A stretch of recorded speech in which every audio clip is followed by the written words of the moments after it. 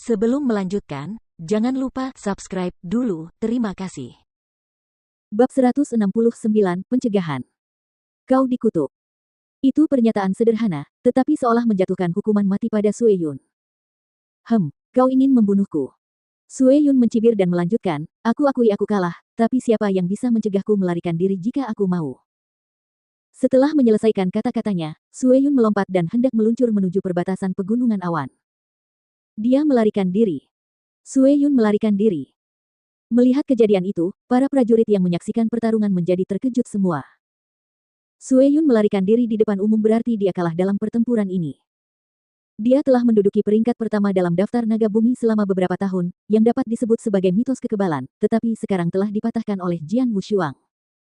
Melarikan diri. Jian Wushuang mencibir, kau pikir aku tidak menduganya sebelum aku memulainya? Kau benar. Dengan kekuatanmu, aku tidak bisa menghentikanmu jika kau ingin melarikan diri, tetapi ada seseorang yang bisa. Kakak keempat. Jian Wushuang berteriak dengan suara rendah, dan kemudian seorang gadis yang dikebiri segera muncul di depan Sue Yun. Dia. Banyak orang sudah tahu dia adalah Surou.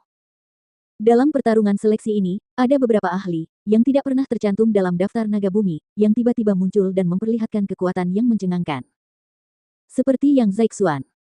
Surou merupakan salah satu yang tampil luar biasa dalam pertarungan seleksi. Pada saat ini, Surou menghalangi pelarian Sue Yun. Kau pikir kau bisa menghentikanku sendirian?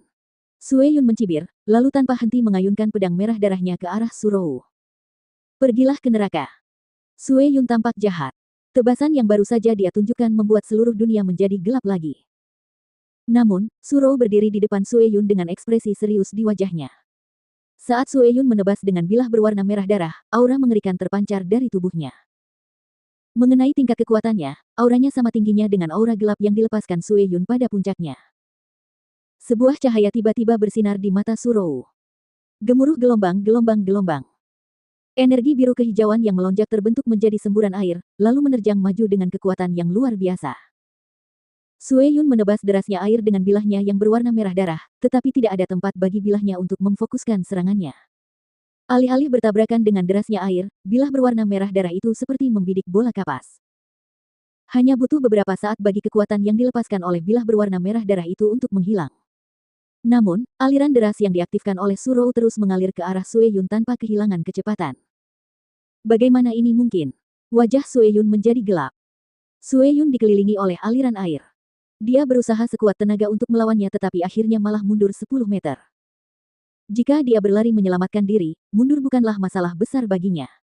Namun kini, lawannya menghadang dan memaksanya mundur. Apa yang terjadi di sini? Mustahil. Siapa wanita itu? Bagaimana dia mendorong Sue Yun ke belakang? Melihat hal itu, para prajurit semuanya terkejut. Seberapa mengerikan kekuatan Sue Yun? Jelas terlihat dari pertarungan sengit yang terjadi, bahwa para ahli yang berada di peringkat 10 besar daftar naga bumi akan kesulitan untuk menahan satu gerakan dari Sue Yun.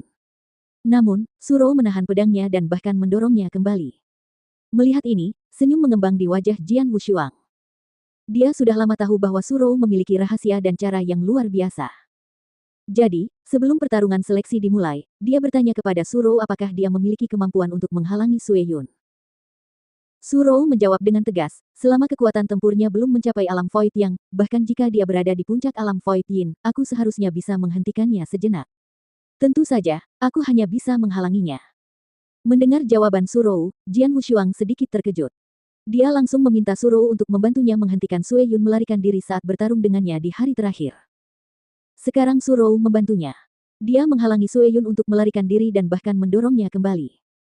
Sue Yun mundur, dan kemudian Jian Wushuang segera menebas ke arahnya. Sue Yun, aku bilang kau akan mati. Kau pasti akan mati di sini. Niat membunuh membuncah di mata Jian Wushuang. Dia melepaskan tebasan tak terkendali dengan pedang pembunuh 3 miliknya, tanpa belas kasihan. Bayangan pedang beterbangan terus-menerus, tanpa memberi kesempatan pada Sue Yun untuk bernapas. Akhirnya, Sue Yun mulai panik. Dia dengan gila-gilaan melawan serangan Jian Wushuang dan mencari cara untuk melarikan diri. Namun, ia segera menyadari bahwa aliran atau energi yang dilepaskan oleh wanita feminin yang baru saja menghalanginya telah menyelimuti area di sekitarnya. Kemanapun ia memilih untuk melarikan diri, ia akan terhalang oleh wanita itu. Saya tidak bisa melarikan diri. Jika aku terus bertarung dengan Jian Wushuang, aku benar-benar akan mati begitu kekuatan spiritualku habis. Tolong aku, Grey Robe, tolong bantu aku.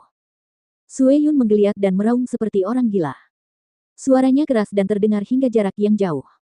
Omong kosong. Grey Robe sedang duduk di singgasana di udara. Setelah mendengar raungan Sue Yun, wajahnya menjadi gelap dan dia bersiap untuk menyerbu.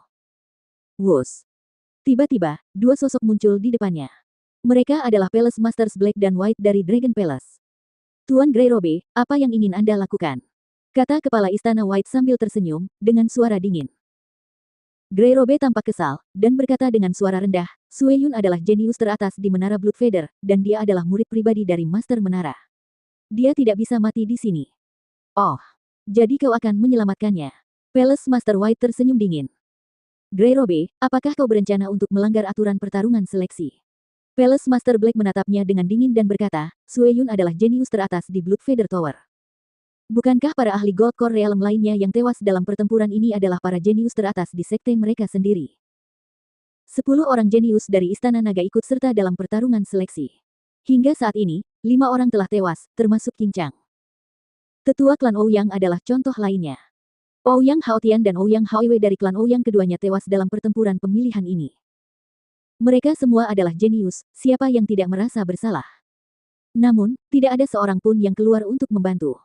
Tidak peduli apakah itu istana naga kita, atau tetua klan Ouyang, atau para ahli top di sekte lain. Semua pakar memandang ke arah Grey Robe dengan tidak puas. Memang benar banyak ahli yang tewas dalam pertarungan seleksi, dan kebanyakan dari mereka merupakan pengikut elit di sekte mereka. Mereka tidak bisa berbuat apa-apa selain bersedih atas kematian murid-murid mereka. Bagaimanapun, mereka tidak cukup kuat. Tidak ada seorang pun yang maju untuk menyelamatkan murid-murid mereka sepanjang pertempuran. Semuanya bergantung pada kekuatan para murid. Tapi sekarang, Grey Robe ingin menyelamatkan muridnya. Mengapa? Sambil mengerutkan kening, Grey Robe tahu dia tidak bersikap masuk akal. Namun, Sue Yun adalah murid utama di Menara Bulu Darah. Jubah abu-abu. Suara dingin terdengar dari Disi, yang duduk di tengah. Yang mulia. Grey Robe berkata dengan hormat, Sue Yun adalah murid pribadi dari Tower Master saya, dan dia akan menjadi Tower Master berikutnya dari Bloodfeather Tower. Posisi yang dipegangnya di Bloodfeather Tower terlalu penting. Jadi, izinkan saya menyelamatkannya, Yang Mulia.